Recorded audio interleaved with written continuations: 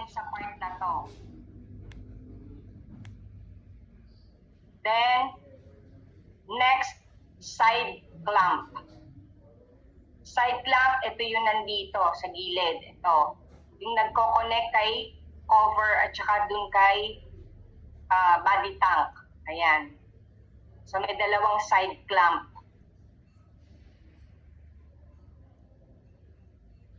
Okay, nasusulat ba?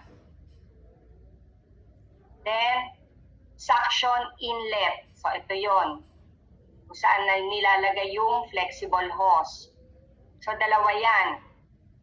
Doon sa likuran nito, may isa pa yung ganyan na butas. Yun naman yung exhaust.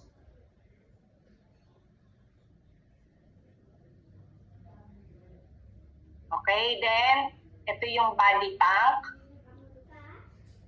Sa loob, may filter bag. So, pag inangat yung top cover, meron dyang filter bag na inilalagay. Then, next is water drain. Ito yun. Kung saan lalabas yung tubig. And wheels. Then, yung additional parts, so eto na yun. Lahat. Pero, pag minention ninyo yung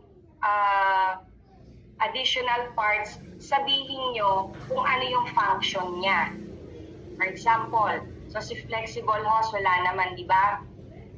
Flexible hose, and then extension 1 to reach hard areas or high areas. Crevice tool to clean the corner. Or yung mga, ano to, tawag dito, yung mga space na maliliit. Teka, sige, isipin ko, limutan ko tuloy.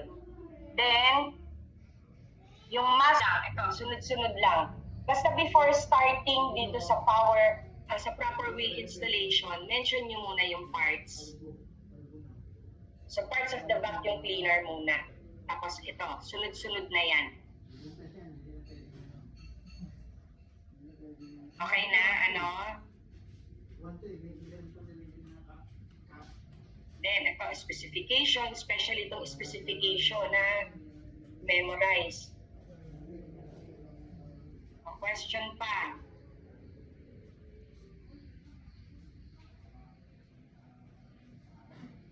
O, Brian.